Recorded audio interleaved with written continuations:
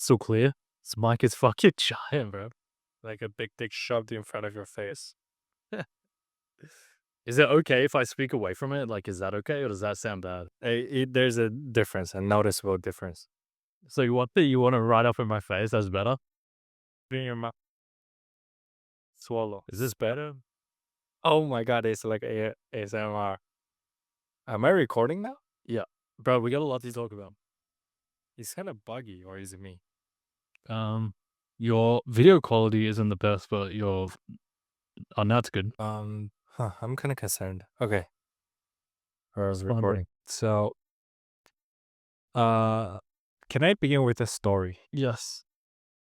Yes. It shows we're recording on your side as well, right? Yeah. Yeah. And check it's coming from here, right? Okay. So, I was in Pattaya, right? And I rented a motorbike, and I picked up this girl for the first date, and after we took a walk at the night market, we went back to my place. On the way back, she's asking me, "Why are you driving so slow?" And I was like, "So," and needless to say, I didn't get laid that night. But at least you'll wear a helmet and drive slow in the future. What the fuck? Oh, bro. Bro, I'm really glad that I mean, you didn't have to take it on board. Like, even when we were in Naihan in like the end of last year, like you were telling me to drive slower, and I already drive pretty slow and drive pretty safe. Um, I think like compared to a lot of young men, if you can call us that anymore, we already drive pretty cautiously. But like, Yeah. I All right. how is San Fran, dude? How about you go on Wait. the? We'll start with life update. Okay. Yeah, tell me. Oh, dude, mine. I could launch into an hour ramble about the difference between. Right, so let me start from the beginning. From from about February to July, I've been in Naihan, Rawai, and I went there. I wanted to just drop everything, lock in, focus on health and fitness. I had two goals: focus on health and fitness, and grow on Instagram. I think I did those A plus. While I was in Naihan Rawai, I love that place, but there's one massive detriment that I didn't like, and that is it's an older demographic and it's not that busy. There's not a lot of people coming through. It's not a busy place. It's pretty quiet. So I don't know why in my head I had thought when I come back to Australia, I will have what I'm missing there. I had this weird thing that like there'll be a bunch of entrepreneurs here and like Yeah. fucking guns to hang out with. Upon coming back, none of that is true. Every single aspect of my life has gotten drastically worse. Okay. So it's cold here. The weather fucking sucks. I have no social life because I'm back in my parents' house. I see my parents and I don't see anyone else. All my friends are working 9 to 5s. And I'm not even that fussed that I can't see them. What about your gang of six? Dude, my gang of six is like pretty much fallen apart. I've seen James and I've spoken to Josh on the phone, but I haven't even seen Josh. And my other friends are like, dude, they're so, bro, I could launch into a huge fucking ramble about this because, and you were one of the few people that know this as well. And I'm curious to hear your experience in San Fran because Hmm. I want you to either tear this worldview apart or back it up. Hmm. So a lot of people have the olden day opinion of places like Thailand, Vietnam, Indonesia, Southeast Asia as third world countries. In that, if you go from any Western country or city, your quality of life is going to take a hit. Maybe Hmm. not in all domains, but at least in one domain. That is completely wrong. That is completely and utterly wrong because over the last 10 to 20 years, the improvement in these countries have exploded. And here's a huge aspect that I've never seen anyone speak about. Think about the quality of life of people in Western cities and cultures, Western cities and countries over the last 10 to 20 years, right? What do you think at best, their quality of life, like the average middle class person, at best, their quality of life is flat, but realistically, it's probably gone down because True. money inflation is like The Democratic movement. exactly. There's a ton of different things, but it's like 30 years ago, a dad could go to his 9 to 5 and he could buy a house and have a white picket fence, and his wife could stay home and they could have multiple kids and they could take multiple vacations. That's not real anymore. That's not a thing. What has happened over the last 20 years is everyone's quality of life in these Western cities and countries has decreased. And True. even if, imagine quality of life as a number, you could sum it up by a number. Even if that number in places like Sydney or America is slightly higher than Southeast Asia, that doesn't matter. What matters is the acceleration or deceleration of your quality of life. Is it improving or is it deproving? What has happened in Southeast Asia is it has improved massively over the last 20 years. I remember going to Bangkok 20 years ago and it was kind of a shithole. Like, it was not a city you'd want to be in. Then last year when we stayed there, I was like, what the hell? Like, the restaurants are way better. The malls are way better. Public transport, infrastructure, it's all exploded upwards. And Sure. how this manifests in the culture and the people is that everyone is in a better mood. Thai people are way more welcoming. If they'll make eye contact with you, they'll smile. When I come back here, no one makes eye contact with you. No one smiles at you. I went on a run the other day and 2 people yelled at me because they thought I was getting in their way or some stuff. I don't know if I've told you this story, but maybe when I came back some point last year, some guy followed me home because he cut me off in traffic and like jumped out of his car and was like gonna bash me. And like Okay. that shit never happens in Southeast Asia. And the only That's explanation I actually could give crazy. is because people here are working in the matrix and their quality of life is getting worse, and they're even working harder, and they're like, they can't understand. They're working harder and harder and harder. They have worse quality of life than their parents. The infrastructure around them is getting worse. There's no innovation. There's no energy. Dude, it's so multi-layered. It's so multi-layered. But the complete opposite in Southeast Asia. Their quality of life has exploded. So you're just in a better mood because you feel this momentum and this energy. So you're happy. You're more welcoming with other people. There's more innovation. There's more. The other thing is places like Australia and Western countries, there's so much red tape and like legislation that is so serial. Europe And, too. yeah, restrictions. Dude, it's so against entrepreneurs and you get taxed into the ground. So it's like, Europe you're killed even crypto, Europe killed AI, Europe killed the entrepreneurship, the startup, the VC, everything. they Very killed killed in AC, Australia. What's AC? air conditioning.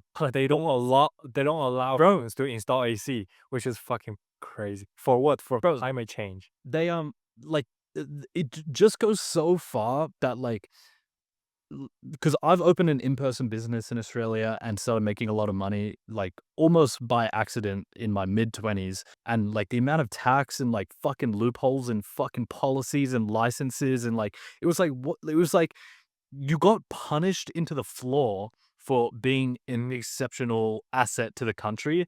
And it's like, Mhm. so anyone in my position, and the reason I've come back and I'm like, I'll start talking to people, socializing, like finding other people. But there is no one. The only people that are still here are the people stuck in the 9 to 5 corporate thing. Fuck. And because the people like me who have the freedom will go to a place like Bali, they'll go to a place like Thailand. So when I go over there, everyone's mindset is the same. All their values are aligned. There's so much innovation, energy, and like, dude, yeah. So it's like, bro, I cannot be here. I need to leave. You So know that's Chris not- Williams there, right? The UK Yeah. British podcast is super famous. A couple of mil subs on on YouTube. He said it's the same case in UK, right? You get tax to the ground. Like the top 1% of the people contribute 30% of tax. Now you're even leveling up their tax. So they guess what? They just leave the country. Not every single somehow well-achieved British citizen is abroad. They're in Dubai. They're in Singapore. Dude, the flight of the millionaires out of the UK is a thing because, okay, dude, my life in Thailand versus my life here, my social life is way better. I fit in with all the entrepreneurs and expats that leave and fit in there. My health is way better. The gyms are way better. The quality of food is way better. The healthcare system is way better. And it's cheaper. And it's like 4x cheaper. And I'm safer. There's no metric that is better. Me being back here is better. Yes. But if you talk to the people that stay here and haven't traveled much and haven't lived overseas, they still are stuck in that 30-year-old mindset that is like, oh, like you're living in a rice field, like you're it's dangerous and like Craziest thing is you cannot change them, bro. You have to let them go through their own journey. I remember when I was first few years when I was traveling all over the world, I tried to persuade my closest friends. They said, "Nah, the flight is 10 hours. It's too long." I was like, "What?" They come up with all those stupid excuses not to go, not to leave. bro. the Okay, comfort zone. here's where it gets pernicious, and I like calling it the Matrix. And it's like this Western, like the group hive mind thing of the Okay. West. It's I've been thinking a lot about this because it's so front of mind because I went from like almost best quality of life ever to like everything has gotten way worse, and it's so like the contrast is massive, so it's very apparent to me. Um, the I was nearly one of the Matrix people because if my job had just been like 20% better or I'd been paid like 20% more, I never would have been like, fuck this. Like, this is awful. I need to try anything to get out of it. And it wasn't any like, I wasn't like super smart and like could foresee all this stuff. It was like almost by accident that things were bad enough. But what was happening when I left uni and got my first banking job, I got promoted very like 3 times within 1 year with like 20% pay increases each time. So I was earning six Awesome. figures really fast. But the problem with that is like you very quickly get entrenched into the system. So it's like Yeah. I could have been like, oh, I've been promoted 3 times. I'm making 100K. Like it's pretty risky to fuck this off and try like making money online or try and live in another country or do this thing. And once you are stuck in the system for too long, Mm. you start to think like the system as well. So it's like you start to care about the extra promotion at work and you start to have the same mindset of the people around you and you just become a cog in this matrix machine, bro. Um, so They only your become environment. a bigger car loan, a bigger mortgage. That's it. That's their life. Exactly, bro. Exactly. And you shut off um the even the thought that there might be like a 10x better lifestyle out there because bro, what I've come to realize is self-improvement and your mindset and your quality of life, everything is so dependent on your environment. It's like So true. there's the saying you're the average of the 5 people around you, but it's like it's even bigger than that. It's your environment. It's like what game is being played around you.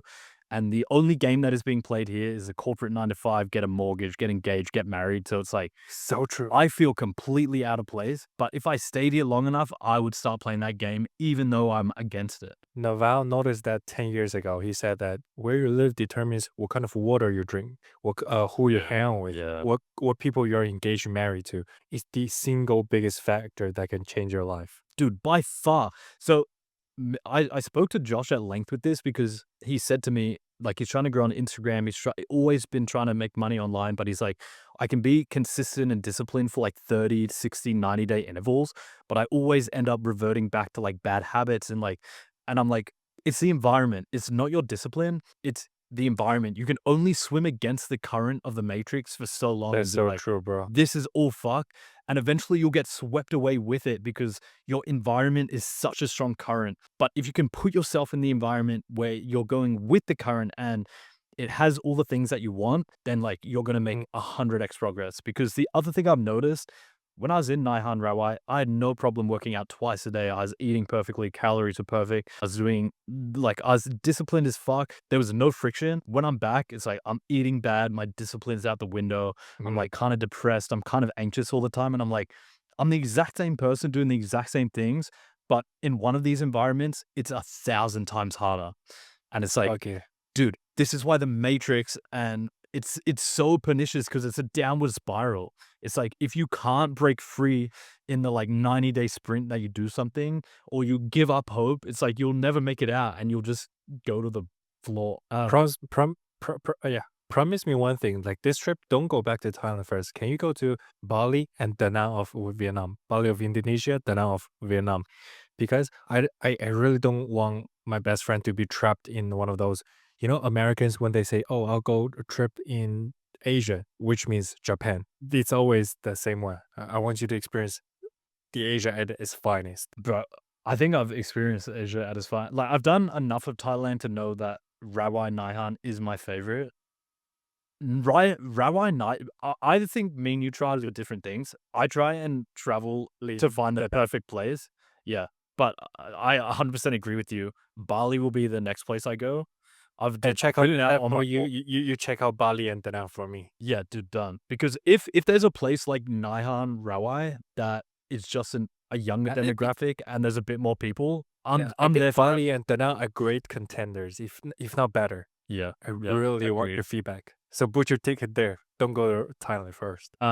Okay, here's my problem. And sorry this life update is taking so long, but I've said publicly on my Instagram I'm doing these 3 Ironmans. I have a wedding, I have an ultra marathon, and I have this other city run. So I have like 6 events that I have to be in Sydney for.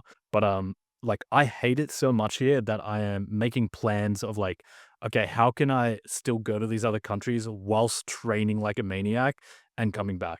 The good thing is I have like a huge nest egg. I don't necessarily have to work. Like money isn't a problem. Bro, Mm. I've accidentally stumbled upon, I think I have like, of all the humans that have ever lived, have like top 0.001% freedom. No wife, no kids, no debt, no mortgage, no car. You as well. Like I could just leave and do anything, and any like restrictions to my freedom are self-imposed on me. I said I'd do these races, so I want to do them, but it's like I don't have to do them. I said I'd do them. Mhm. You're Final you're thing, like- bro. Yeah, tell me. That the American dream, which I'm gonna call the Western dream, used to be He's dead. Shiro is dead, 9 to 5. American dream is also dead. Bro, it is long dead and it's never coming back. It's never coming back to Australia. It's never coming back to Canada. It's never coming back. And Yeah. I had this like naive view that like I will eventually be in a nuclear family, have kids, and that will be my life. Here's the new Western dream, and I think it's even better than the old American dream. Make dollars It's- and fuck off. Us kind of. It's use AI and technology to leverage your time and skills to the max, and then use geo arbitrage and like become such a world citizen that you can go to whatever environment best suits you. And it's so you can pay zero tax, you can be anywhere, you can be in the top fitness place. That's a new dream, and it's like total sovereignty, freedom. But it's like that lifestyle, I think, is the ultimate lifestyle of any humans that have ever lived because it's max freedom. Mhm. I think very few people have the risk tolerance to go after it. You know, Which is a shame. Colombia and Brazil are also very famous for digital nomads, right?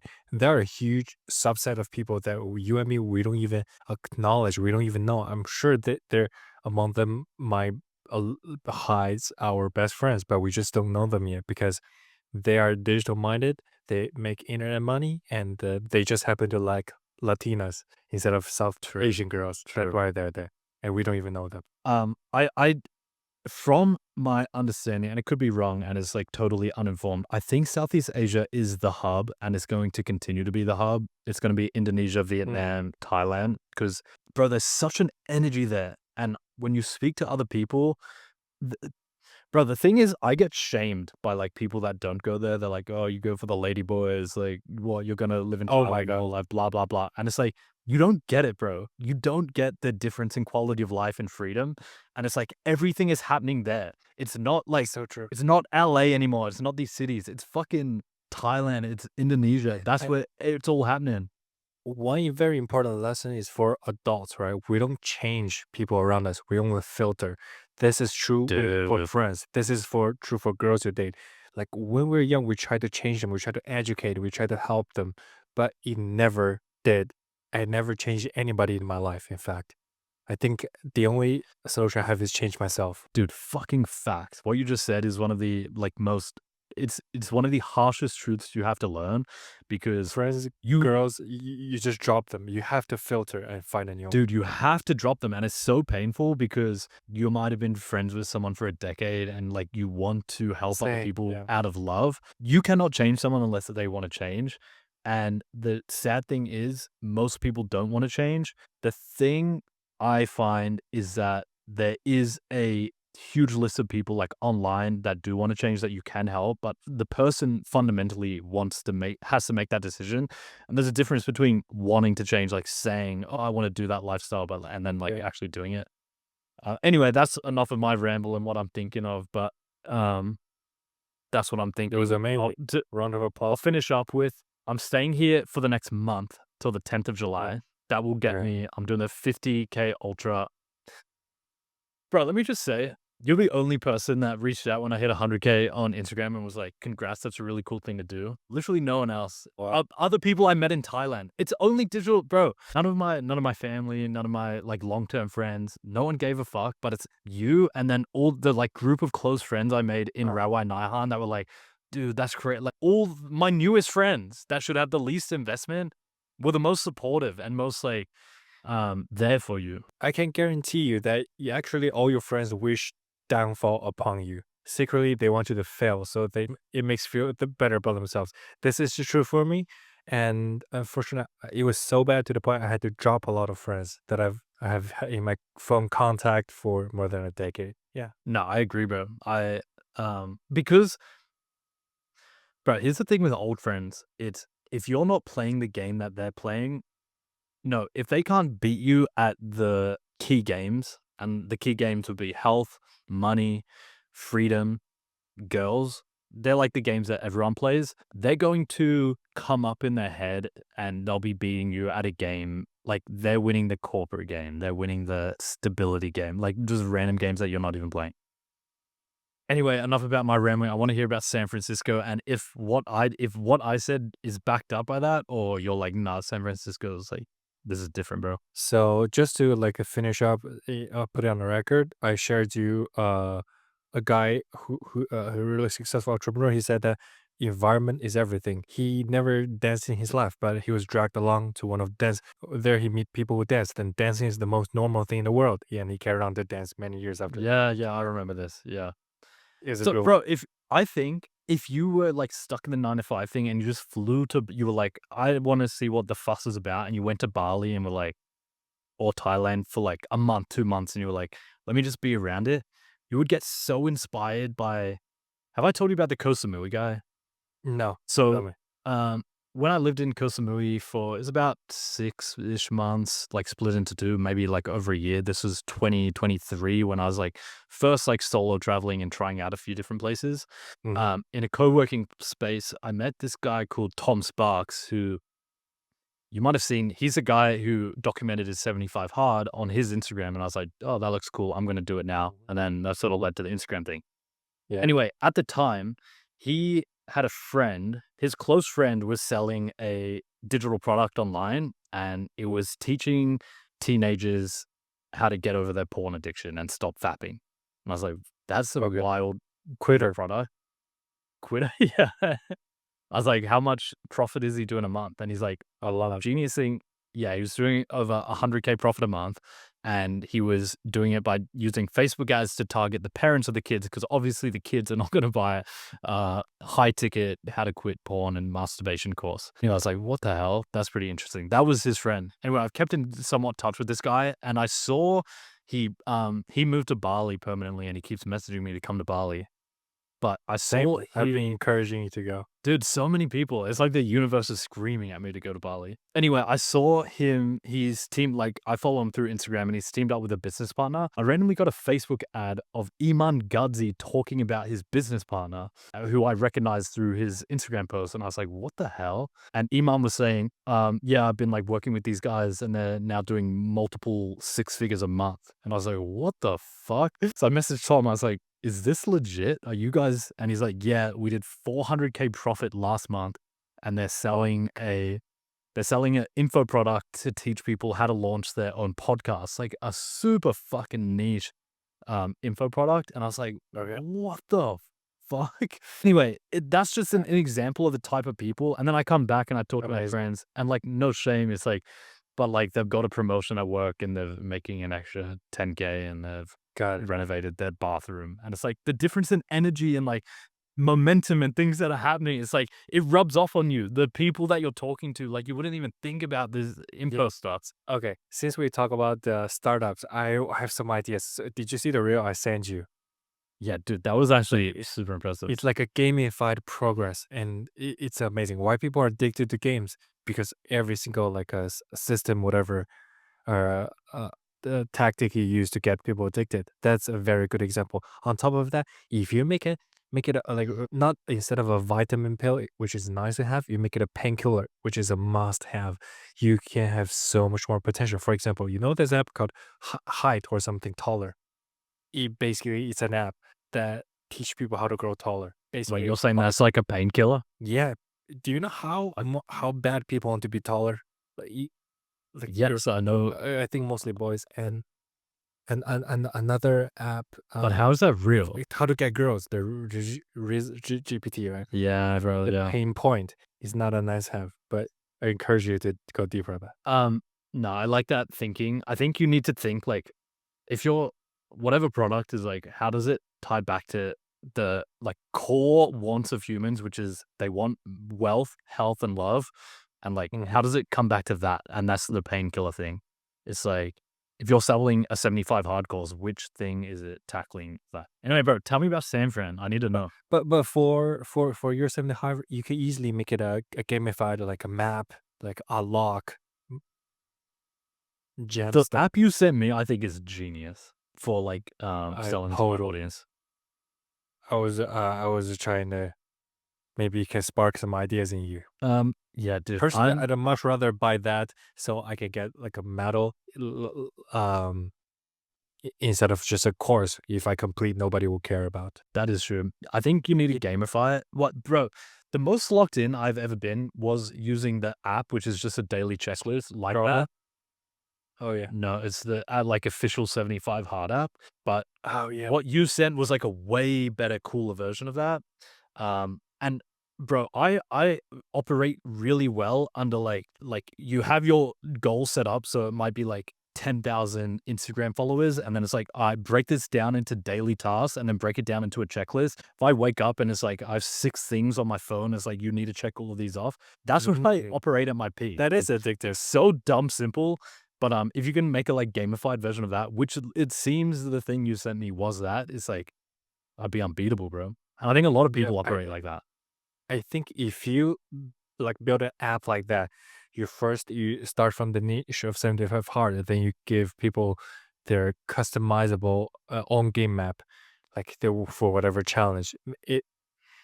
It might be a very good business model. You can have a very high exit multiple. Well, even you could even just have a community, a paid for community, and part of that community is you get this app, and people are like, holy fuck, like this app is fucking addictive.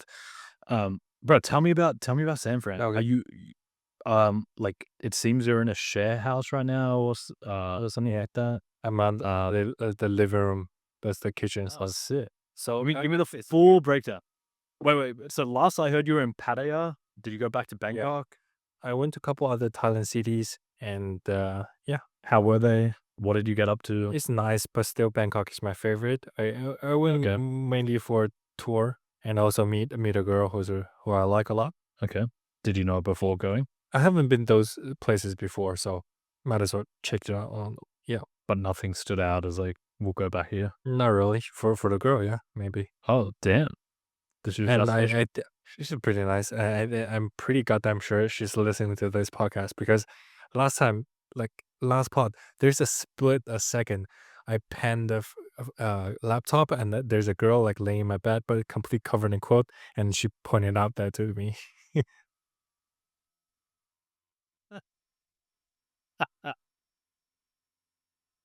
is she Thai? Yeah, she's Thai. Nice. But anyway, let's go to my time to spiel. Wait, before you go on, I appreciate that you're not like other dudes who would be like, dude, there's this girl, she's special, she's the one. I'm gonna live with her in Thailand for a bit. Like, you're just very pragmatic when it comes to girls, and that's so rare, bro. I think one of the most important lessons for any guy to learn is that she's not special. Whatever, yes, just like Andrew Tate said, get the shit out of your mind. She is not special. Yeah. Facts. Give me. So Pattaya to Bangkok, and then how long ago did you fly to San Fran? And then just give me everything. I want every detail. Okay.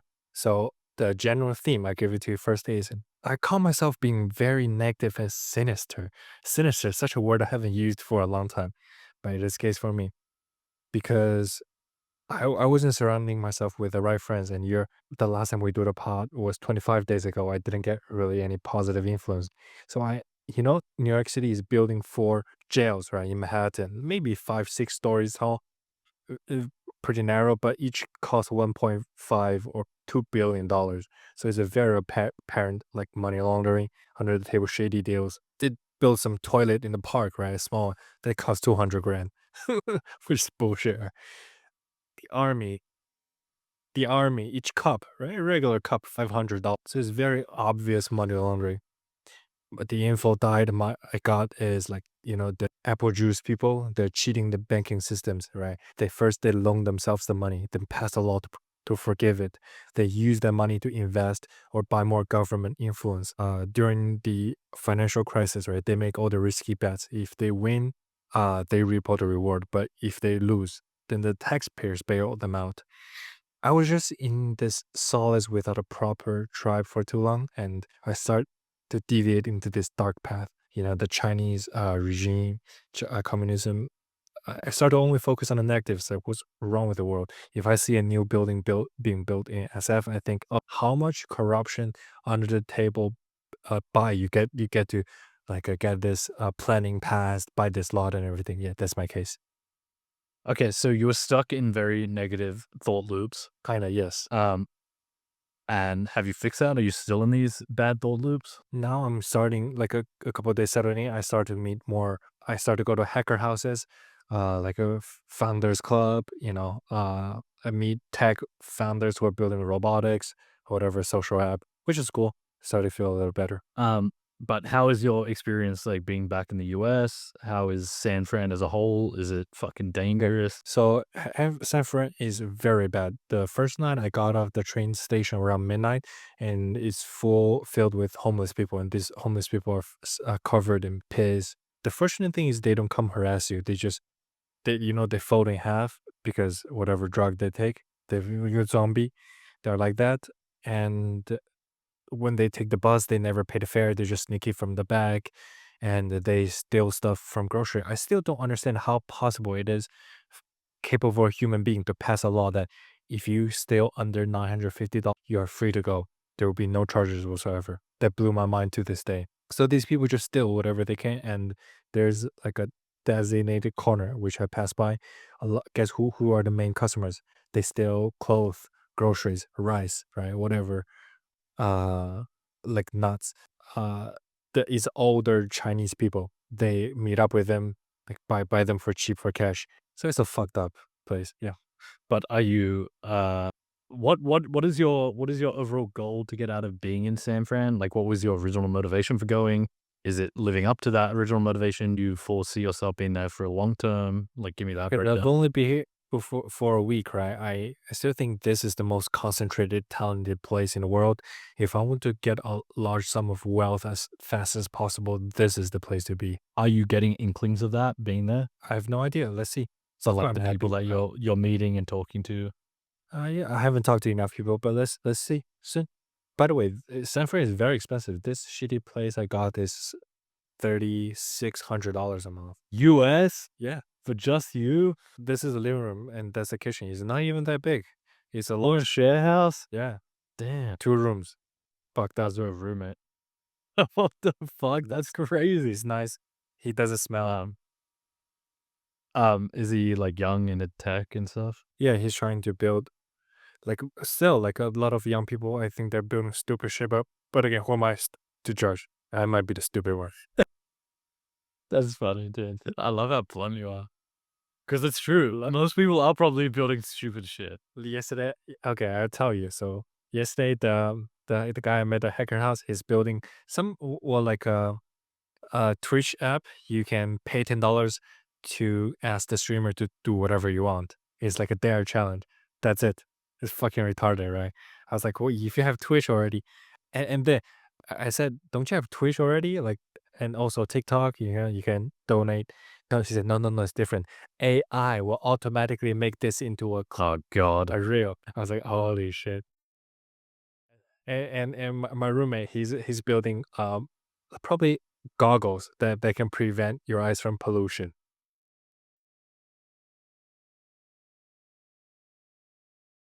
You gotta build. I was like, do you have any? he's really excited about the PPT, you know, his website landing page. And I was like, have you ever talked to a Chinese factory? Just, just, just try how much money it costs to to build a prototype. Fuck, bro. Okay, two thoughts.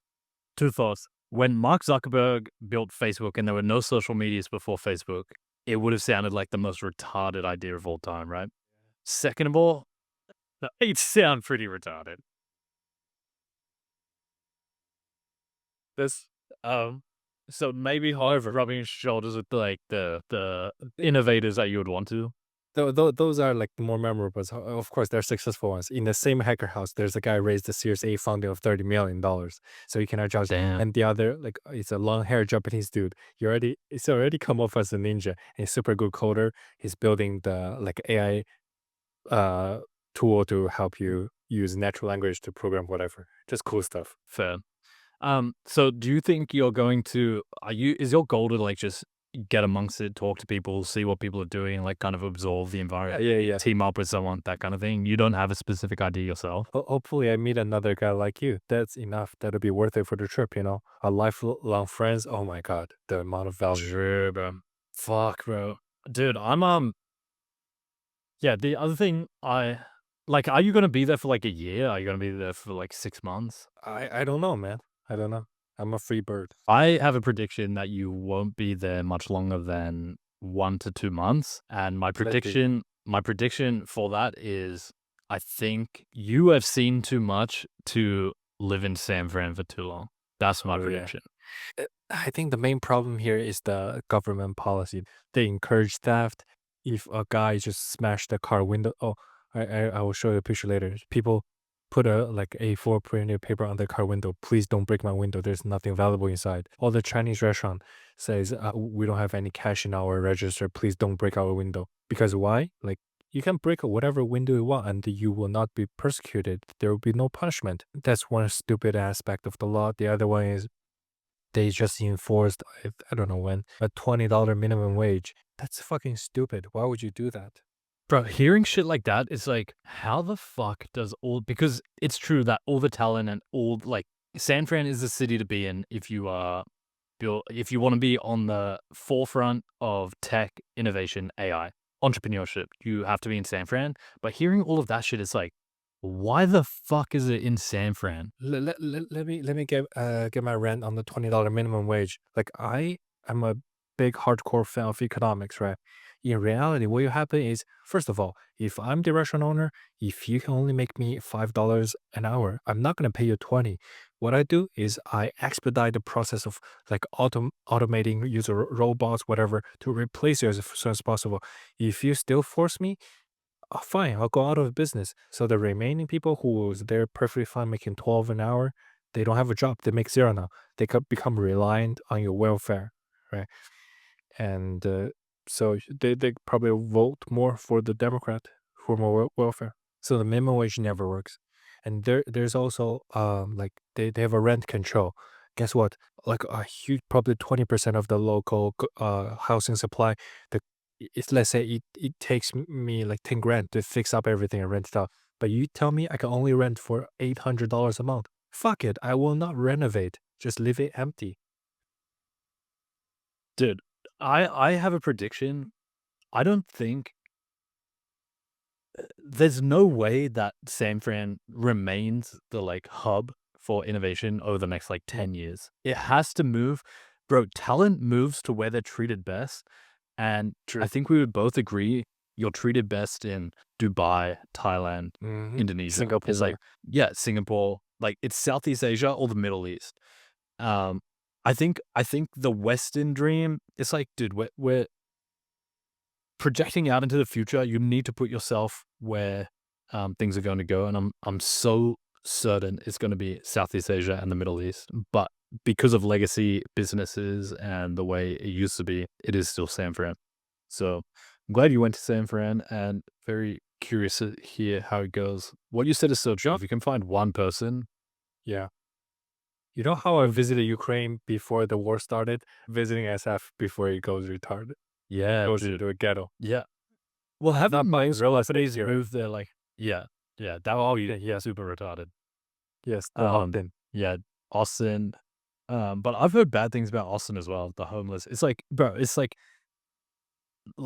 imagine America as like a rotten apple, and it's like this part of the apple is less rotten than the other one, but it's like it's rotten at its Yeah. core, and the whole thing is slowly rotting. It's like we got to get to the orange that is not rotten. Not to mention Um, people derive happiness from perceived progress in life. We must find meanings and have something to look forward to. That's why I don't wish any guys to be born to like wealth. Look at okay, do you know the universal basic income? Right? yeah. Fuck me. Do you think that's a good idea or not? Mm, Uh, I don't know. It's so complex. It's like maybe it's inevitable You to a know, certain. Sam Altman and Elon Musk always says the AI will replace all the work necessary for any human beings. In the future, you don't even have labor for us to exploit. So basically, what they propose is everybody gets a monthly income, and but the side effects will be so bad. Just look at the subgroup people who already has universal UBI already. Who are they? Do you know? Like the homeless people. No, I'll say the trust fund Single kids, right? mothers. The trust fund kids, they have a limited monthly income, and they're most fucking miserable people on the planet. They buy sports cars, crush it. They smoke a line of cocaine. They go gambling, right? They party, drink alcohol all night long. That's what they do. The trust fund kids. So I kind of disagree because what you said is true. It's all about the progress that you're making, but progress in like the financial domain is only one thing. If that was somewhat covered by UBI, you could. I think it would be hard for most people, and in that sense, your take is correct. But it's like you could go all in on fitness and be like, I'm gonna become a better runner now that my like money, like basic needs are met by UBI. I can start making progress in this domain. I think majority of people of will not I agree. strive or anything. Yeah. You send me that you send me on the chat. So today you wanna talk about uh how stupid life makes way more sense when you realize 50% of people have no internal monologue and have IQ below 100. Tell me about that. This was sparked because as me and James were writing up sales emails for Crypto Nutshell, and he was telling me he went to his girlfriend's extended family, and they were grilling him because he works in crypto and Bitcoin, and they were like, "You realize Bitcoin doesn't produce anything of value, and um, like it's going to go to zero one day." And it's like, what the fuck is wrong with these people? And it's like. Just cut your Bro, lot of even in free. Say, yeah, yeah, you're right, you're right. yeah, even in Naihan Rawai, like a lot of the digital nomads are like, "Oh, I don't know anything about crypto, Bitcoin," and I'm like, "You're a fucking digital nomad. Like, you're the perfect demographic to know about this." It's like, how are you not aware? Like, and like people are still like, "Yeah, that's pretty." It's so not like anyone who's done any research in the economics of Bitcoin at all. Yeah. Anyway, a lot of the world just makes a ton more sense when you're like, oh, 50% of people. So the people without internal monologue, you know how I was saying your environment is kind of like a current, and you for short periods can swim against it, but eventually you're going to get swept away with it. Yeah. People without internal monologues, they are the current. They are the matrix. Like they have nothing going on, and then kind of extrapolates out. People are so scared to post content or put themselves out there, Mm. or even socially to be like judged. But it's like you're being judged by legitimate bots, like people that have no thinking in their head, and the majority of people that are under 100 IQs. So it's like, why are you putting any thought into the thoughts of Alexander conquered the Roman Empire when I was 21, and you're scared to put your face on the internet. exactly, bro? Exactly. I've heard And be this. judged by morons. Like what? I've heard this quote when I was a teenager. I forgot who said it, but he said, "Okay, now your mind imagine a guy, right? He's average intelligence. He's pretty dumb, right? Now imagine 50% of people are dumber than him." Exactly, bro. And when you internalize that, everything makes way more sense. And it's like, bro, it gets to the point where it's like what you said about when you were telling your friends and you're like, you got to come over here, and they're like, oh, it's a 10-hour flight. It's like when you internalize that people have no internal monologue and 50% of people are dumber than average, it's like it's better to just agree and not Makes waste sense. your time. Yeah, bro, it's a Yeah. 10-hour flight. It's not worth it. You're right. You're right. And then just do it. I'll say in the year of 2025, if you get into crypto, you're fucking early. Okay, you're very early. Straight up, bro.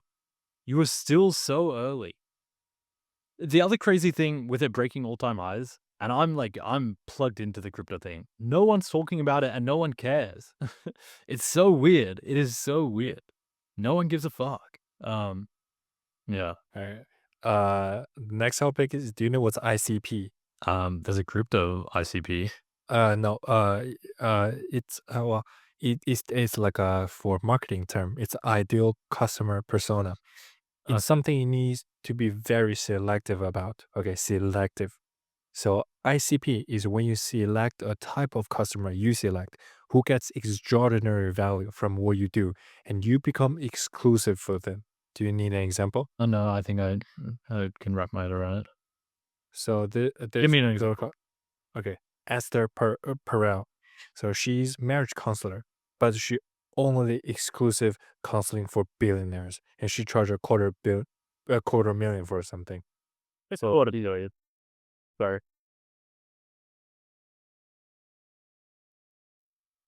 a quarter million. Expensive marriage level. So for a billionaire, right? If they divorce, that's hundreds of millions being moved around. If their marriage have a problem, and they are very happy to pay for the service, and she lives an extraordinary life. That is pretty cool, honestly. So you have to think Yeah. what's for you. That is what I was thinking of. And honestly, it would just be myself. Because if I were to release a product, you'd have to have a lot of similar. I think the easiest way to make money is to make a product for like yourself 2 years ago True. or yourself 3 years ago and solve whatever problem you've solved in the last few years faster. And it's like you probably needed someone like you are now, and you've solved some of the problems that you had back then.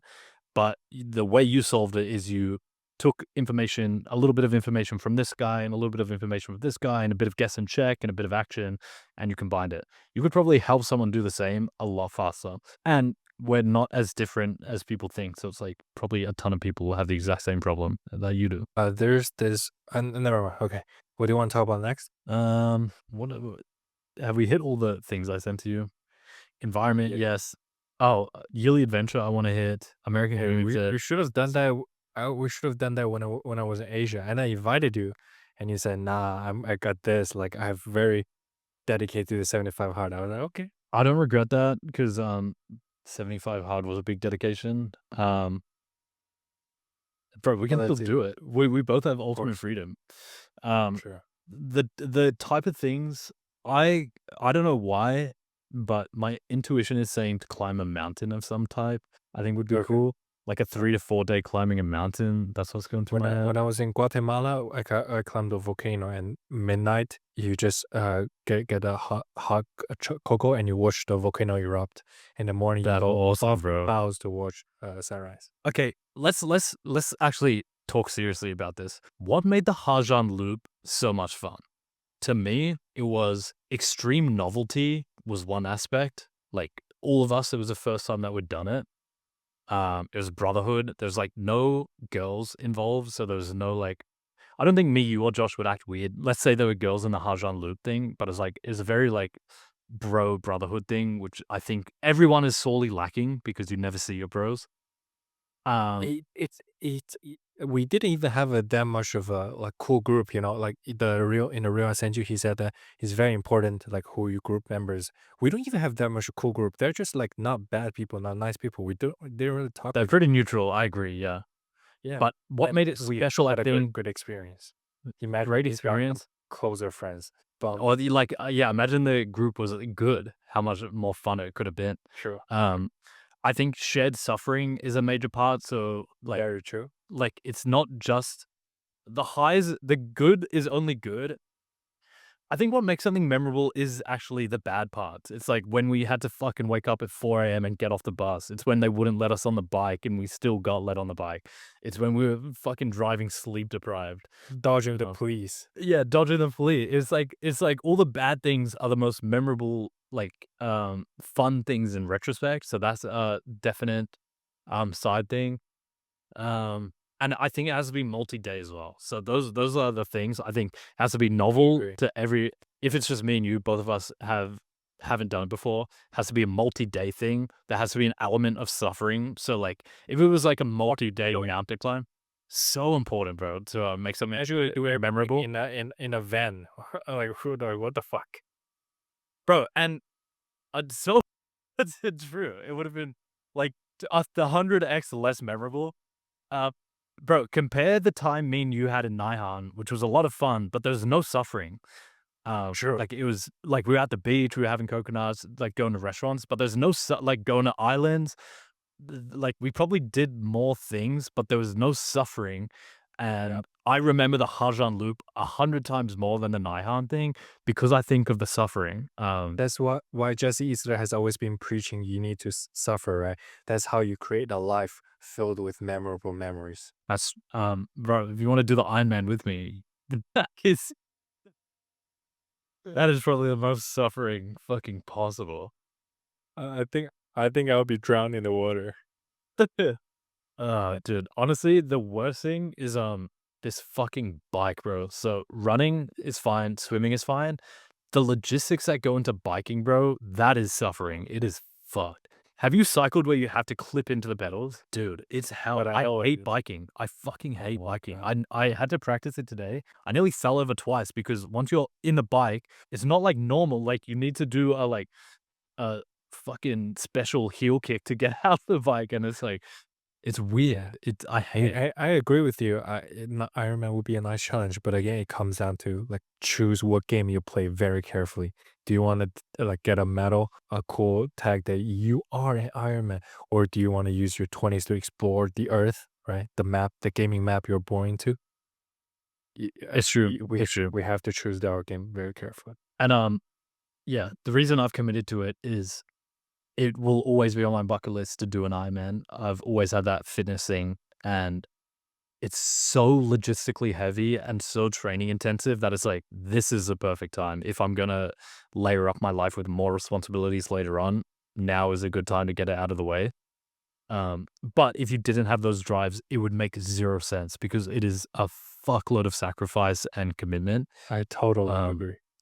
so dude, I 100% agree that like it would What's not that? be worth it for you to commit to it. What's that indoor thing? A relay, indoor relay, right? The What is that? the YouTube video I sent you, like indoor your laps, exercise, you do run laps, then you do this challenge. Oh, High Rocks. Hard rocks, yeah.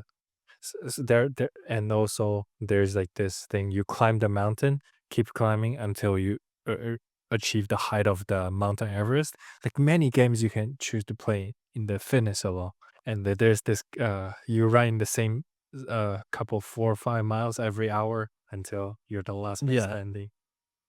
But the interesting thing is, almost all games that we play are meaningless. So like running a marathon, completely meaningless. Doing an Ironman, completely meaningless. It has no like utilitarian value, but like so does like going to the gym doesn't really like once you like doesn't really have utilitarian value. Sure. It's like almost all things. I don't know what my point is with this, but it just occurred I to me. agree. Life is inherently meaningless, and it's up to ourselves to assign meaning to. Like another guy could have a very valid argument that hey, bro, traveling the world is useless. Every single world wonder you see, I can watch it VR high res on my VX. Yeah, so true. So true. You're kind of right, bro. Like, what is the utilitarian value of traveling when it comes down to it? It's like, are you helping other people? Are you helping yourself once you die? It's like, but it's like all the games are made up and it's like you just assign. I don't know where I'm going with this. Something I am just checking now. I want to see the exact date we did the Hajan loop and maybe we try and do. I posted on 2nd of November. Do you want to try and do something October, November this year? That's the go for it. Because and then we can make it like a tradition and we do it the same time every year. Wow, That'd be kind of cool. To, That would be cool. to be discussed, but no promise as of now. The reason September between September is my first half Ironman, and then I have 2 months before my second half Ironman, but I'll already be fit enough to do the second half Ironman, and I'm not trying to win or fucking do it. Like I just want to finish. So it's like I don't care if we go and do something during that time. I'll just try and run or like train however possible. Mhm. But dude, I'm serious. I think we should make that like a like a number one priority for the rest of our life, because there's two paths that we could take. Jamie and Eugene could commit to making October, November our, we could come up with a name for it, like our Misogi fucking bro thing. And it's like, let's say we live another 100 years, we have 100 Hajan loops under our belt, bro. Or it's like, we're like, oh yeah, like maybe we're That doing is what cool. we want to do. 100 million adventures. Yeah, That's bro. cool. And we can, dude, that excites me more than fucking anything else, more than spinning up a Okay. business. I know we already talked about this before, but this is our 29th podcast. All those 29th adding together is not as half as memorable as the Hazan Loop for some reason. Dude, okay, yes, bro. Let me extrapolate on that point. I worked extremely hard last year, and like me and James went fucking like hardcore trying to get Crypto Nutshell off the ground and try and scale it. And we were like, we're living in Bangkok, Dubai. Like, there's a lot of novel experiences, but there's one thing that sticks out, and it's the Hajan Loop. It's like I don't remember doing the work. I don't remember making the money. Same. I don't remember like living in this city and in this city. That is similar to me too. Bro, okay, this happens in like, if you look at history books, Brian Johnson talks about this. Entire centuries get summed up by like 2 to 3 sentences. It's like penicillin was invented, the wheel was invented, the personal computer was created in this decade. And it's like, if you can find something that is so big and fun and memorable that it like defines the entire year, and both me and you have the freedom and resources to be able to create this, like, it would be a shame to not, bro. Okay. Because it's like, I have a very good point for you. So, do you know in Shampuri, one of the pods, he said, imagine if your life is directed as a movie, what are the scenes? Okay, bear with me. So for Shampuri, he was born in somewhere of the USA, and then he was embarrassed at second grade by his girl crush, right? Then he just made up his mind to move to SF with no connections. Then that's when he started a podcast. Like for Steve Jobs, it's when he go to India, when he was expelled by his former company, right? When he returned to Apple, when he got the genius design of iPhone. Those are the moments. For us, the working moments, like we scrouch over, like looking at the screen. yes, bro. It would be the Hazan Loop. That would be our movies. Yeah, 100%, 100%. Dude, like, God forbid, but the day that we die, we're not going to think back to, yeah, when we were hunched over the computer and we pulled the 12-hour and we launched that product and we made a little bit more money, or like, none of that shit will fucking matter. It'll be when me, you, and Meow Meow and Josh were on the fucking same bike. It'll be fucking lying in the fucking sleeper bus together. It'll be at the buffet the first night that we land. It'll be shit like that, bro. That is the shit that sticks out in my mind. And I am not over exaggerating when I say those are the highlights of my life. Like, more than like relationships, more than fucking dating a girl, more than making money, it's like hanging out with your boys and doing novel stuff. What I said in my caption, peak human experiences traveling with your boys, I mean that 100%. Like, there is no like higher thing to do. Dan Bilzerian, right? He's got the girls and the fame and the money. Guess what he does every day? He built a paintball court in his backyard and just play fucking paintball with his boys every day. Yeah, exactly, bro. Bro, but I think we've cracked something that other people haven't cracked. Let's say me, you, and Josh fucking were like, yeah, let's do it again. And we hired a yacht and we spent 3 to 4 days going around Thai Islands, and it was sunny and fun. And we even got girls on the boat. And like, Yeah. I don't think that would be as fun. There needs to be suffering, bro. There needs to be suffering. It's like, that is actually a key component. Like, you need to suffer in these things. So, bro, great idea for next podcast. I come up with 10, you come up with 10, and like, let's aim for October, November, and then like slowly commit to this, because the exact same thing happened last year. I don't know who brought it up, but someone brought up, oh, I haven't done the Hajan Loop. Dude, we should do that together. And then it slowly became a reality. So, dude, I don't know what adventure it is, but like, this is, I'm telling you, this is like, we're gonna roll into it for sure. Yeah, I know as much as you love it, but I wouldn't recommend do it again because the memories, the person just will not be the same. I'd prefer to keep that like just the way it is.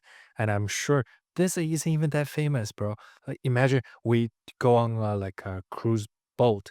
We sail from the southern tip of uh, Argentina all the way to Antarctica or South Pole. Yeah. Eh, With Yeah. freezing every night. You couldn't sleep. Imagine. Right? Exactly, bro. Yeah. The I think all this yeah, bro. The world is our oyster. Yeah, I agree. You don't obviously you do not do the same adventure again. And you like what you just said is what I think is like, yeah, we're fucking freezing on a thing. Some shit has happened. Okay. Sam Parr, he in his latest episode, he said that he's gonna disappear and retire at the age of 40. So he believed like he don't want to pursue anything else besides around finance anymore because that is inherently like not that meaningful anymore. Also, Sean said that if you have like 20-30 million dollars, you've already made the last dollar you will ever spend in your life. Go pursue something more meaningful. That's what Sam Parton think. He want to probably charity, do something meaningful in the world. Maybe help like those jailed former criminals to get trained to get a better job, like those meaning stuff he wants to do. Okay, bro. I'm gonna say something almost scary. We're also right now in a window. You know this very well. There are things that we can only do right now that in even 10 years won't be the same. We can't like it would be weird if we're staying in a hostel in 10 years. It'd be weird if we're doing extremely physical things in 10 years. We're in like a small window where we can almost go like we have like full physical capabilities.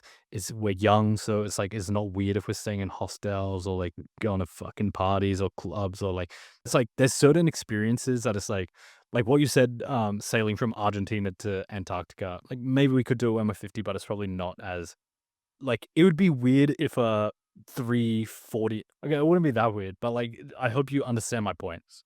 There's, like, a window of experiences that you can only really do that it makes sense now, and we should make use of that. There's this quote in the travel community that is the places, the Machu Picchu, the pyramids you want to visit in your 20s, you could still go in your 60s, but it will be meaningless Why? because the youth, the energy, imagine if you do it young, you can reminisce about for the next 40 years. Yeah, We're all true. you cannot climb, you cannot jump, you cannot Exactly, enjoy. bro. Um, Your teeth are falling out, you cannot taste the food. yeah. Okay, so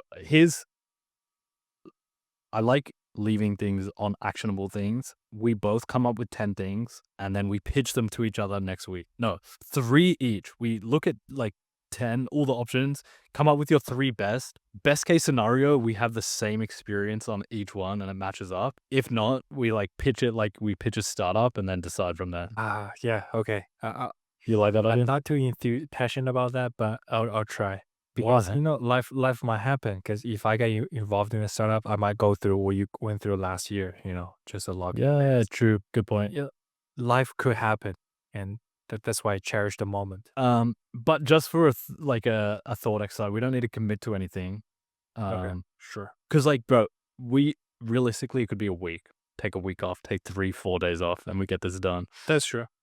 How long were we in Vietnam? I think we were only in Vietnam for a week. It's a week, and we're still talking about it. Yeah, very true. It's not It's not a the huge time commitment. longitude. It's about the depth of life. Yeah, facts, bro. Facts. Okay, so another thing I want to chat to you about is the living distance. Sean Puri paid his friend to move to his neighborhood, right? Because when I was in China, one grandma, my dad, all living within 5 minutes of ride within each other, which means you can just show up unprompted, and that's a huge blessing. Yeah, I agree. That's such a yeah. Someone you love and care about, unprompted, you just show up, and they say, "Oh, you're here." Amazing. Yeah, dude. Socialization has such a massive impact on your quality of life and well-being, and it's you. The shame is once you leave university or college and have these set structures, you need to fight for it. Like you need to fight for it because the the thing that you'll decay back into is like having no social life, living near no one, like being in complete isolation, or being surrounded with people that you really don't like and don't want to be around. So it's like you need to be proactive about these things, like Sean paying the person. like you going to San Fran and being around these people. You know, Sean, he hosts a annual basketball camp, right, for a couple of days. Yeah. With Mr. Beast, Andrew Wilkerson. Like he has like millions of people know him. He can open his phone, talk to anybody he want, but he still prefer the simplicity, the game, the meeting in person, which is a good signal for us. That is, yeah. You got something, or I go? No, you go. I'm just thinking of like, could we even just like go camp somewhere for like 3 to 4 days? And Yeah, go on. I'm kind of low key under pressure. How much you love Hajiang Loop? Like, what if we don't live up to the hype, right? So let's chill. I don't think it was the Hajan loop. I think it was the novelty, the suffering, and being with your boys. Still, James, you're watching. Shame on you for not coming. Yeah, If fucking girlfriend don't let you. dude. Yeah. Okay, I got a conspiracy theory. Okay, hit me. So Russia funded the extreme left activists in Germany and Europe to shut down their nuclear plants so that they will become fully dependent on the Russian gas. Logically, it all makes sense. Realistically, I can't see it happening, bro. Okay. But like the intentions make sense. Okay, some apple juice people founded the No AC movement, attributing to the climate change to actually reduce the productivity and economic prosperity in Europe. What would their benefit of that be? So all the so-called developed countries fall into chaos. We need diversity. Okay, let in all the illegal immigrants, but they don't let in themselves. I like kind of makes sense. I could see where the theory came from, but Yeah, you just bring food for you. yeah, Bring around. I'll think on it. Okay. Business ideas. Have you seen those mobile gyms? You just put a gym, you drag it around. It's like a box, glass. You key in, and mobile barber, like a barber shop in the back of a van, or mobile. Oh yeah. All of Yeah, those ideas failed. I saw the mobile gym. I thought, oh, that's fucking amazing, but never took off. I wonder why. Me neither. Alex Hormozy said you need to find the clients that want to throw money at their problems, not time at their problems. He said you need to find friends that throw money at their problems. You need to get the clients. Oh, okay, yeah, That want to throw money. That's the best because that is good. if you're poor under capitalism, you'll be dead under communism. Agreed. You come up with I'm that? very amazed to think that from rocks to earth, minerals to devices that can capture time is pretty fucking amazing. Yeah, capitalism is one crazy beast. All right, let's talk about the crypto thing. BTC ATM, or it was ATH, is a typo. All-time high stands for all-time high. Oh, Yeah, so Bitcoin at all-time high. Ethereum is probably heading there in the next few weeks. what was it? Hit 118, I think, earlier. What's its new all-time high? 1184. Pretty impressive. No one's paying attention to it. Pump. He raised a fund of 700 million to run the same playbook as what's the Sailor, what's the company? What's the MicroStrategy. company name? Yeah, MicroStrategy. You know, you buy Bitcoin, they use those Bitcoin as hedge, as mortgage to get loans to buy more Bitcoin. It's not, like, dude, it's the simplest way to make money because you are taking fiat currency, which is going to be inflated, and you are buying a scarce asset. It is the most brain dead way to make money. Dope. They're just doing on a massive. beautiful bill, which will raise Exactly. and which is stupid. Like, I don't think it's stupid. I think it's inevitable. I think all fiat are going to zero because if you look at the human history, every single, from the Roman to the Turks to the Chinese to the, like, every single major power, in the end they print themselves to oblivion. Yes, that is correct. But Trump can't fight against it. He has inherited a system that is, it's like late stage fiat currency. So the only thing you can do is print more and try and squeeze as much GDP and productivity out of it. But as us as players, it's like, get rid of all your fiat immediately and buy scarce assets. Bro, I'm getting pretty hungry. Do you have any foods you want to wrap up on? Would you prefer truth or financial gain? Do you know Nicholas Copernicus? He discovered that the Earth is the center of the galaxy instead of the sun is instead of the Earth. and he was burned to death, right? Where would you prefer? Probably financial gain. I wouldn't. Say. If I knew some truth that was gonna get me killed, I probably wouldn't say it. Same. Depends what the truth is though, contextual, and what like ramifications it would have. Okay, well, lastly, before I let you go, I think this will be a good topic to finish on. Would you go to war for your country? Hell no, absolutely not. Immediately no. So I saw this random.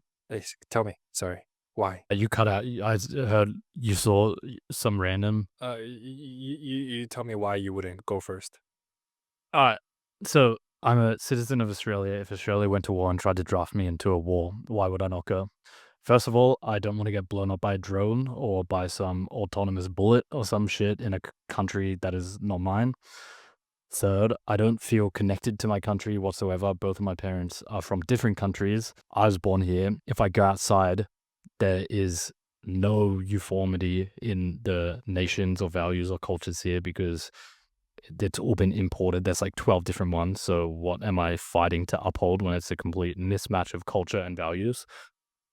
And thirdly, the nation I've been born in for essentially my entire life has been so adversarial against me making money, getting ahead in life, making businesses, owning a house, doing anything. So why would I fight for it? Okay, it's crazy how we reached the same conclusion, but we're using completely different approaches. What's your approach? So I saw this random street interview of Poland, right? Would you vote for your country? He said, no, hell no. Why? Because why would I fight and die for the interest of the greedy, corrupt politicians? Yeah, that's true as well. And have you seen that like former army guy? He went to the building and shot some guy. Oh, why he reached for a gun? Because I was in his house at 2 a.m. and I just shot dead his buddy. And why would I be in his house? Because the politician asked me to. If I meet this guy at a cafe in Paris, would I find him funny? Probably. Like, why I'm here killing him and his wife like monster? Oh, because our politicians don't agree with each other. That's it. Yeah. Like when you come down to the core principle of why war happens, it's like, what the fuck? I break down this into two scenarios. One is like the former country invade you, right? You protect, like, okay. First one is the harmless war, like the Russian, Ukraine. No solid reason. You just want to invade, which is bad. 100% no. I'm not gonna fight for it. The other one is you defend yourself. That's an interesting one. I thought that means I was still free. Why? Because okay, if I die, I got blown out, I get cut in half, bleed to death on the war. My mom gets homeless. She start begging on the street. The government not gonna take care of her. You're not gonna take care of her. Nobody cares. My wife and my children will get raped on the street and beaten to death. You're not gonna give a shit. So why would I give a shit, right? You're not gonna take care of my family. So guess what? I'll flee with my family to a better, safer place. I think war is almost so outdated by now because, like, what would humans do?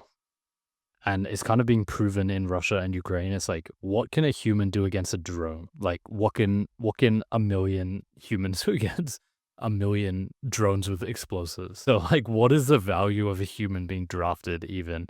And I think with the internet, the thoughts we have are 100% correct. Something we should look into is the nation state. Laji, who's a big Bitcoiner, talks about this, that like the world is going to become more uniformed, and as opposed to being like segregated by your nation and the value of the nations and fighting for your nation, the world is like one big thing, and you seek out groups of people that share the same values as you, and then you would probably feel aligned and fight to defend that because they're aligned with your thing.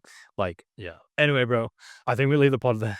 I know it's 1 a.m. in SF and your eyes are tired as man, and I'm hungry. So, I just woke up because I'm still living Asia time. And thank you for oh shit, putting on my eyes, bro. You're racist, right? comes with the territory, bro. Comes with the territory. Wait, so you're up for the day? Yeah, I usually go to bed like 3, 4 p.m. and I wake up midnight. Damn, bro. So I have the whole night to myself. Respect. That's kind of cool. What are your plans for the day? Just log in, get some shit done. I just realized I have a former balance of $100 on my Bet US. Is a gambling website, sports gambling. Like I'm trying to withdraw their money and they're giving me a shit ton of headache. Of course, the gambling, they do whatever they can to stop you from withdrawing. because you were gambling on this website in a previous year or something? No, no, many years ago. Do you remember? It's Logan Paul versus Floyd Mayweather. I want to place Yeah. a bet on that. First I was at the beginning. Let me bet $10. Actually, if I were to bet, I might have bigger. But the fight is performative, so it's never counted. Just like the Jake Paul and the Tyson, which is like pure performance, and each went away with 50 mil or something. Who were you gonna bet on? Logan. Yeah, kind of makes sense. It was so much bigger. Yeah. Yeah, Yes, weight matters, but they're like just playing actually. true. Bro, that was a good part. Yeah, last time we were like two strangers trying to find common interest because I did not prepare a single topic. I don't think it was that, bro. I think it was, I don't know, you were preoccupied. I was kind of preoccupied. It's been 25 days since we had our last part, and the next one is gonna be August. Which is crazy, man. Time flies. We're lucky to hit 35 by the end of the year.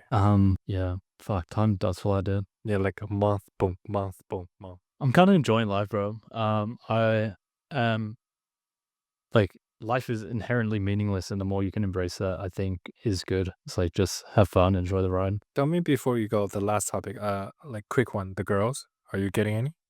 No, bro, absolutely not.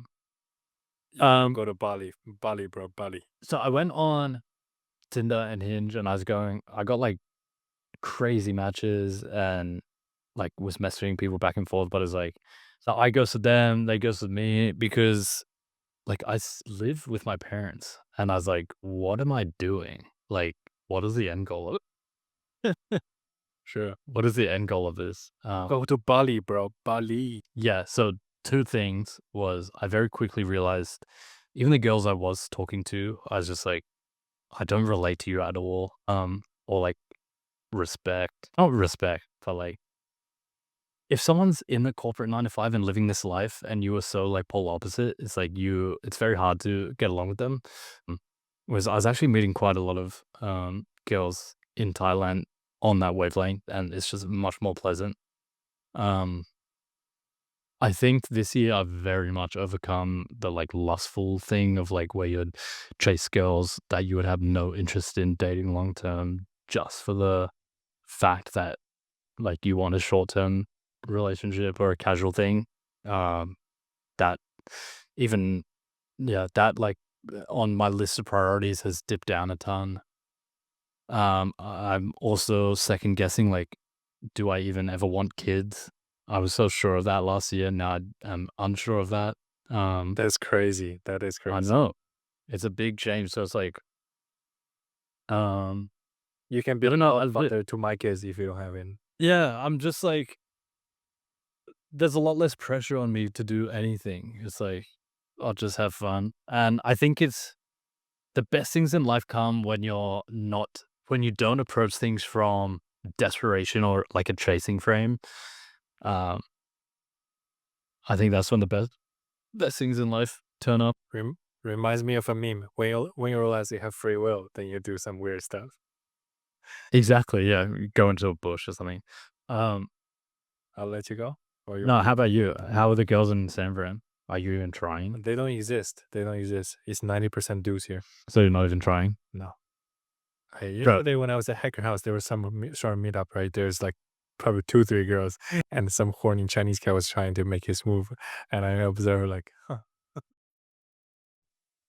Dude, here's Game is game. on the topic of girls, I think the biggest lever of your dating life is, again, environment. It comes back to environment. It's like, Very true. if you've probably noticed it because you're in tons of different places. My results can be drastically different depending on the environment that I'm in versus another environment. Because it's like, it's volume. It's a numbers game at the end of the day. So it's like, if you're not getting volume and flow through, then what the fuck are you doing? And it's like, I live in the suburbs of a rural country. So it's like, If I fly to Russia now, I can find a girlfriend within 24 hours. because you'd have volume and the demographics would be in your favor. Huge favor. All the men are died. Exactly.